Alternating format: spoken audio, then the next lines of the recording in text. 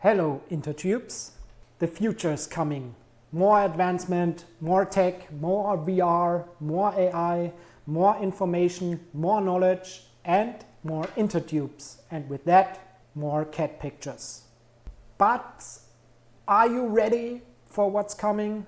A big part of our society in the Western world and also a large part of the global population is not. There's a big chasm when it comes to digital literacy, dividing the population, and it's called the digital divide.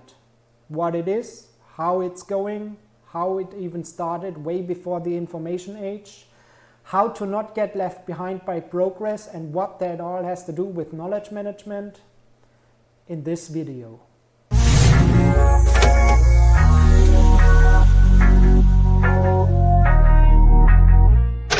Welcome to the ToasterBotnet, where I babble about random things until you either get bored or hit the subscribe button. Today's topic, the digital divide.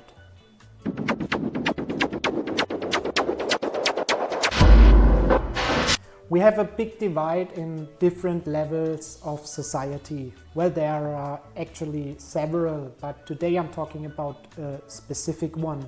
There is one side of society which is getting left behind by the ever accelerating progress of technology, information and knowledge. And then there is the other side which are benefiting from progress and using tools, digital skills and their knowledge to get even better, even faster, even richer and even more knowledgeable at an ever increasing pace. And the divide just gets wider and wider. It's exactly like wealth inequality in capitalism and the divide between the rich and the poor. We are round about 35 years into the information age. For some of us, everything is going slow. German offices still use paper and ancient processes. Digitalization is lacking behind all the other modern countries. We question why we still need to use cash sometimes and can pay with our mobile phones to get our beloved döner. There are people who just can't wait for the next cool gadget, the next invention, the next cool things, and are first in line to get Elon's Neuralink implanted in their brain. To get a high-resolution thought stream directly beamed into their brain with the latest ads and product placements of XAI.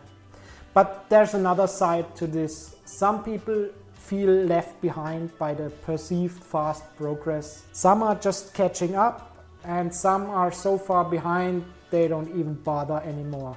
And some lack the financial resources or access to participate. The more society and technology progresses, the more apparent it becomes that the divide is getting wider and wider. It's an important topic that's rarely talked about. You might want to brush it off with, well, that's just grandma, she didn't grow up with smartphones. Or, well, the typical boomer doesn't know how to open a PDF. But it goes way deeper than that, and there's way more to it than you might think. It's locally, nationally and globally. Let's explore.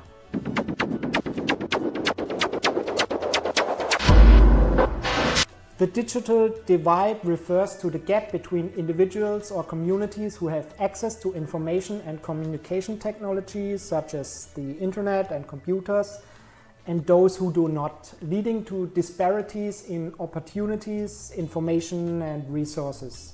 But it's not merely referring to access, but also to the skills to use and understand these technologies. Factors playing into this are, of course, access to internet, financial resources to buy devices, education, digital literacy, and digital skills. And the impact of the divide are economic, educational, and a lot of the time, social inequalities. Most obvious examples where the digital divide becomes apparent are, of course, urban versus rural areas, modern versus developing countries, and rich versus poor. You get the picture, but it's more than only a digital divide. The digital divide is actually the successor to a much older concept. Even before computers arrived at the stage, it was called the knowledge divide.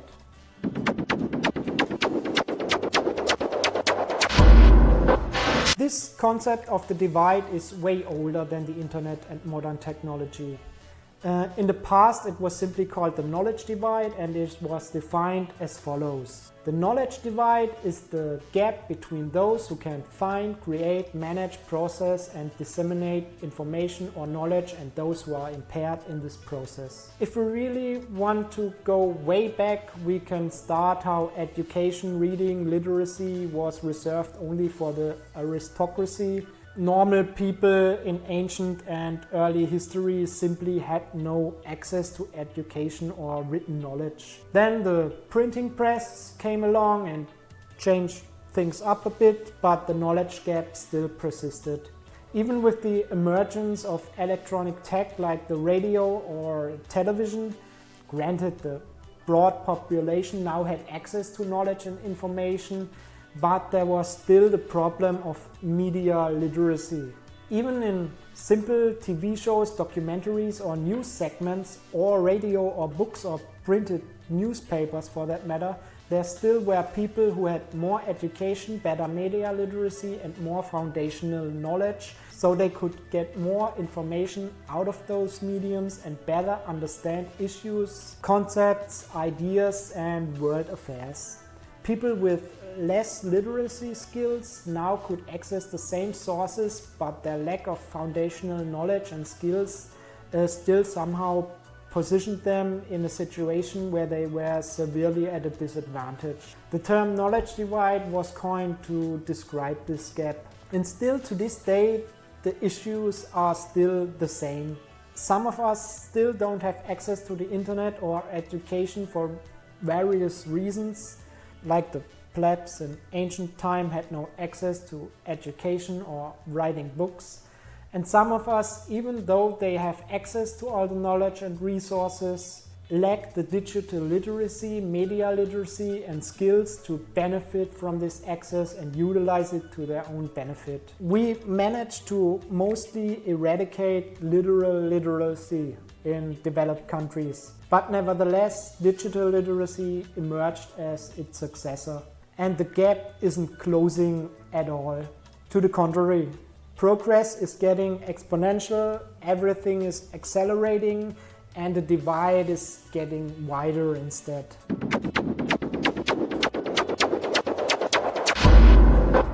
If we have a look nationally, or let's say we keep the scope in the developed Western countries and we look how the divide manifests itself here, we mostly see a big divide between urban and rural areas. People in rural areas have worse access to fast internet and mobile networks. The same goes for income disparities. People with lower incomes sometimes can't afford the necessary devices and gadgets which would help them access the necessary resources. Education and digital literacy are also big factors. There are the stereotypes of the senior citizens and boomers that cannot open a PDF, but there's actually some truth to that. A lot of the older generations are struggling with online banking, mobile payments, ordering things online or making appointments over websites. Everything is going digital. Banks are closing, no doctor's appointments over the phone, getting a reset for meds, digital healthcare as a whole, train tickets. The news sites are full of articles with senior citizens complaining about modern technical processes. And it's not only that. Media literacy is also a problem, like in the sense that they are more susceptible to fake news, spam or scams or AI-generated fake content. I think COVID-19 showed a lot of problems when suddenly everything was remote and online only. Offices, schools, governments and the whole population suddenly tried to adapt. And the neglect of the past decades became apparent. We need way better policy responses, initiatives and programs to address the divide. In every area, affordability, infrastructure, education and digital literacy. These are ongoing challenges, but I gotta say one thing here, and this is what's bugging me with all this. a lot of the people, not all, but a lot, basically never bothered to learn anything since the mid-90s. I get that progress is fast, but most of this stuff has been around forever. The World Wide Web has seen the light of day in 1990, thanks to Tim Berners-Lee, God bless him. Then widespread internet adopting started around 1995, that's 30 years. I get that old people are old and all, but some of them never bothered for 30 years. These are the people calling for analog methods, advocating for ancient costly methods to stay in place. I mean, don't get me wrong here. I mean, if you want to make a bank transaction by talking to real bank employees, don't complain if they charge you extra big time. It's a massive, inefficient and expensive procedure just because they can't be bothered to type in some numbers into a website themselves. They basically ignored the progress for 3 decades and now they go surprised Pikachu face because they got left behind. But that's just my personal opinion on the subject. And of course there are other people who have bad internet connections, bad mobile coverage, or who can't afford the tech. Which is a problem, but relative to the global population we got it pretty good here. Which brings me to the next point.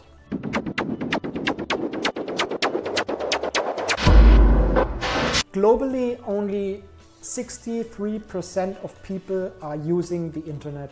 That means 2.6 billion people are offliners.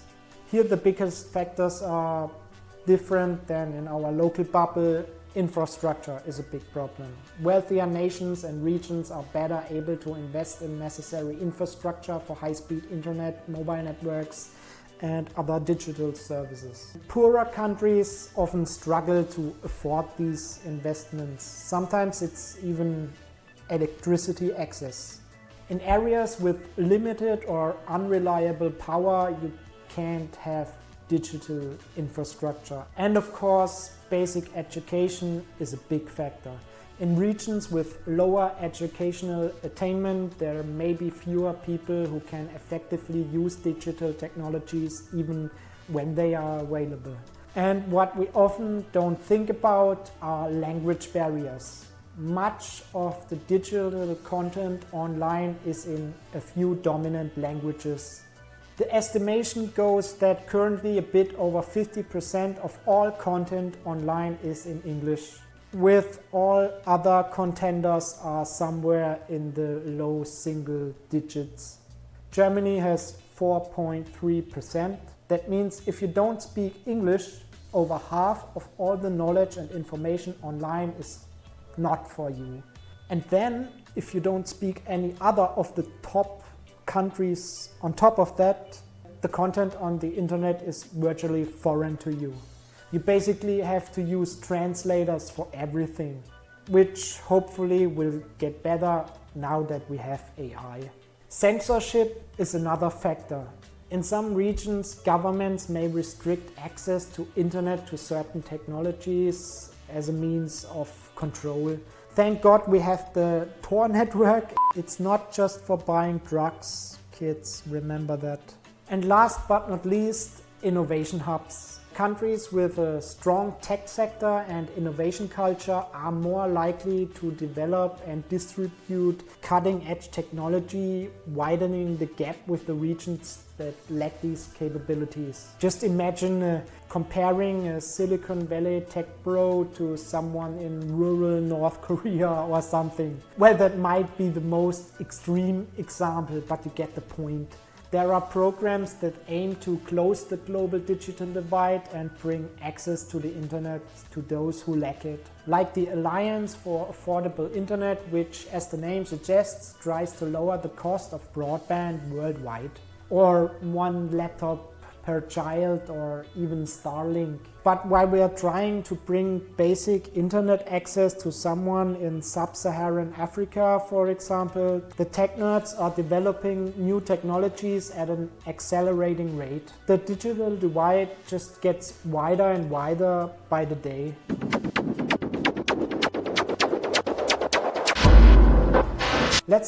Let's talk about digital literacy. One of the factors that is universal across the globe, regardless if we are talking about a poor country or a rich country.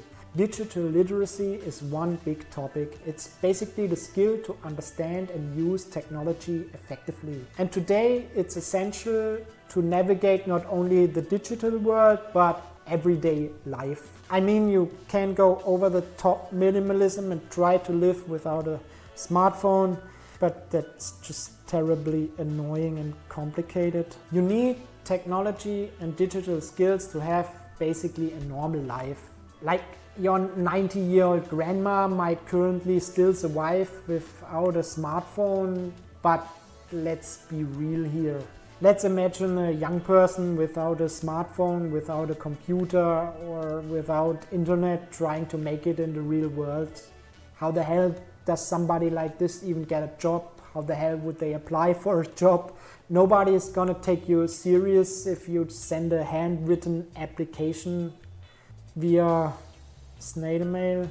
Might work if you live in an Amish village, but not in the modern world. No digital literacy means social exclusion. I mean, if you can't use a computer, you're the odd one out. Imagine not using the internet.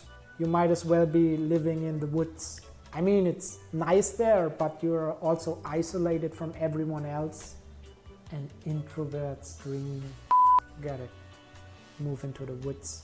My point is, if you lack digital literacy, everyday life becomes a giant challenge.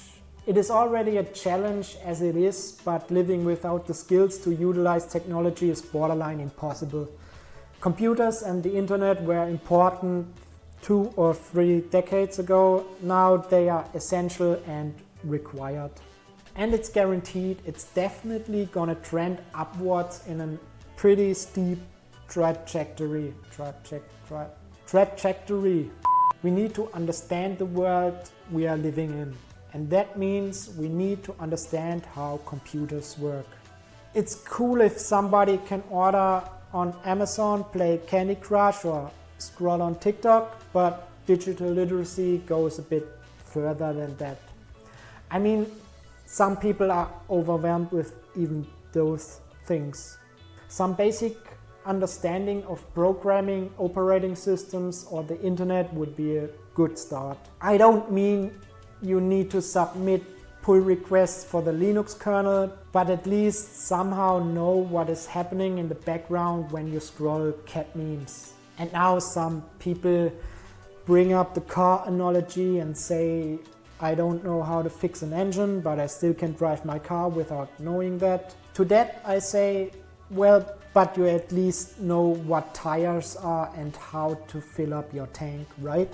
If we stay in the car analogy, the problem there is that some people are sitting in the car and don't know how to handle a steering wheel or are confusing gas pedals with brakes. And also for your car, everybody needs to acquire a license to drive, if you get what I'm saying. I'm not saying we need to introduce a computer license to watch YouTube. I'm just saying the car analogy doesn't make sense. It's very different, and general tech is way more important than cars. Cars are basically tech now. It's computers, internet, uplinks, all the things.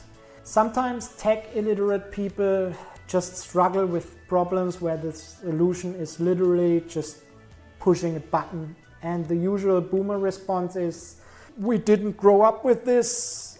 So let's get back to the divide and digital literacy. If you have some digital skills, teach those around you and make others aware of this trend. Help others out where you can and spread and transfer knowledge. And for those watching who are worrying that technological progress is moving very fast and they are getting left behind, I got some tips for you.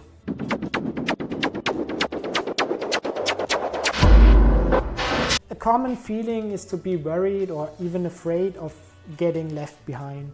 Like if I have a look at the last years of technological progress, to some of us it doesn't feel fast because we are living through it.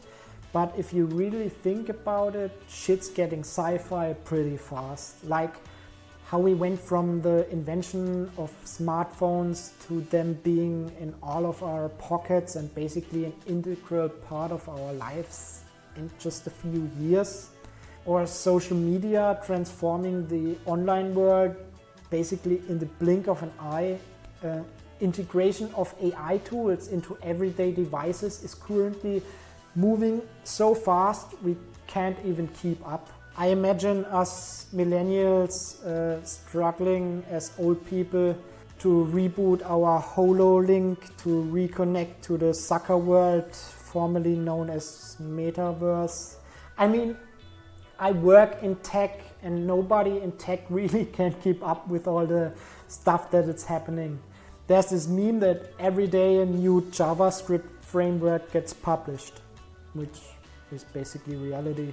AI is basically a standard addition to the tech nerds toolset already.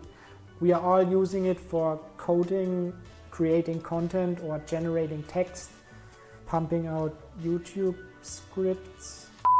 Or we are using it to explain stuff to us. Everything is being invented, developed, updated and shipped at an exponential rate, and there are no signs of it slowing down.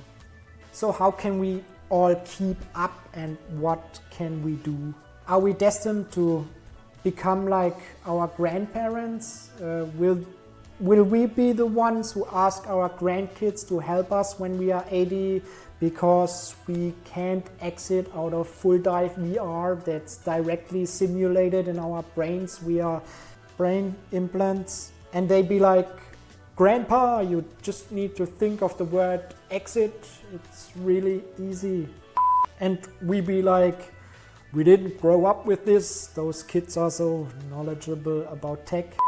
So if you're not a technical person and you have trouble keeping up or catching up, or if you hate that everything is changing all the time, I have an important tip for you.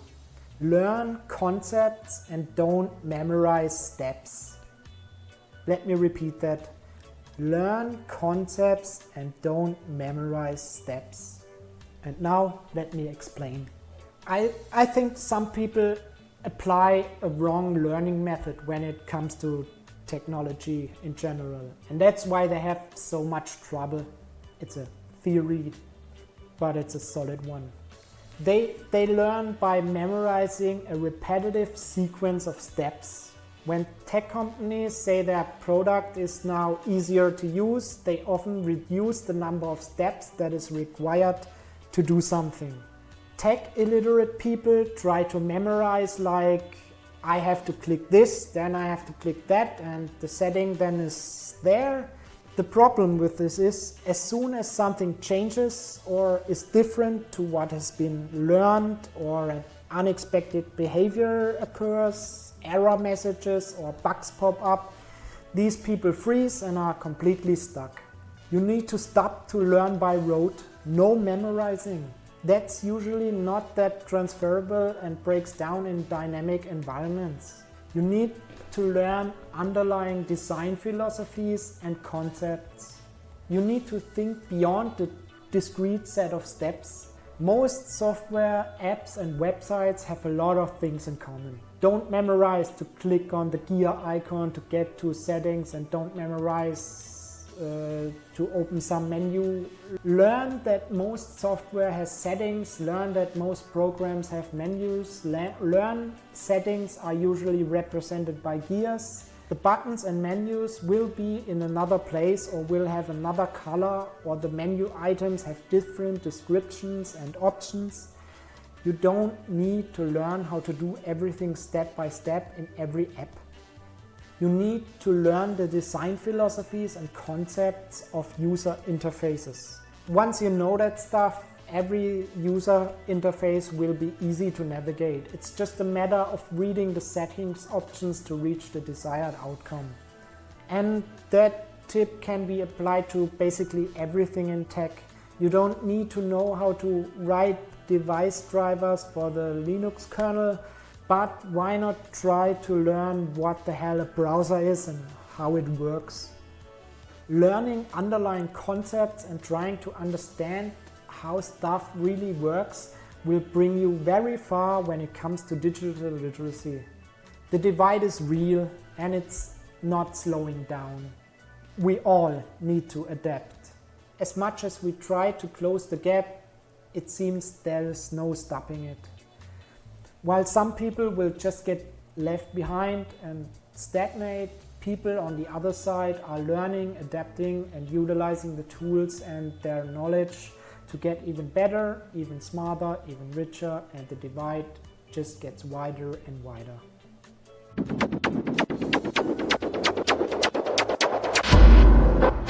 So we know what the problem is now, and that it will not get any better anytime soon. The only thing we can do is prepare for the future. But what can we do exactly? Well, let's start with what we shouldn't do. Obviously, being a luddite or a technophobe is not gonna help us very much. So that basically means we need to do the opposite. We need to embrace change and we need to cultivate a positive mindset towards technology. Join the accelerationists and stop being an AI doomer or decel. That's a joke, but accelerationism is pretty cool. Like, technology is good, so more technology is better, right? We also need to focus on acquiring digital skills. We need to know how shit works or we will just be confused in the future. And of course, we need to adapt and be prepared to pivot as technology evolves, like learning new tools, migrating data, learning new concepts, that sort of stuff. Lifelong learning is essential if we want to keep up. You can't just stop learning things once you leave high school and think you will be fine. We need to challenge ourselves and keep our education going all our lives. Otherwise, the world will move on without us. That also means we need to stay informed and keep up with technological trends and developments. Subscribe to some tech YouTubers, nerd blogs or hacker news. Check out what's happening. That's important to make sense of it all. Ignoring progress until it knocks at your door is gonna set you up for failure. We need to seek out information and know what's coming. And we need to support others and promote digital inclusion. For example, share this video for the almighty YouTube algorithm. Oh, mighty algorithm. And this goes out to all my tech friends here. No gatekeeping. Teach others and have a heart for newbies. You've been one yourself at some point. So here we are with a video that somehow doesn't fit with all the other videos I made. So how can we give it a twist to make it toaster-esque?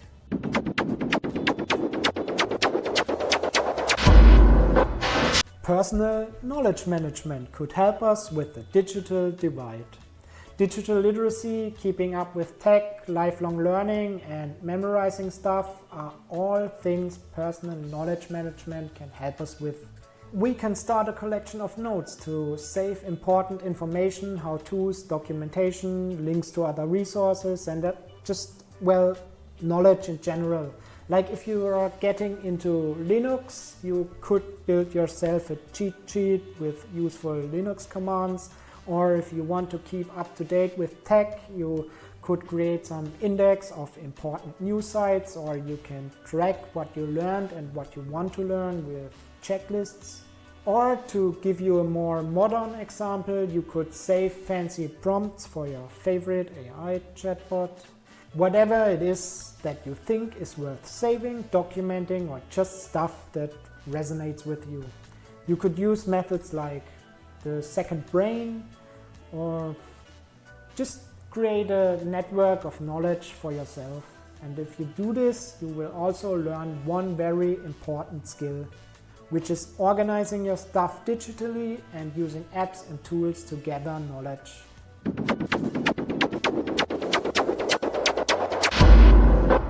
So, short recap. After decades since the spread of the internet, we still have a big digital divide in different scales of society. It is as much about digital literacy as it is about knowledge in general. This has been going on since way before computers were even a thing. And despite our efforts of closing it, technological progress just goes exponential. And the divide gets wider and wider.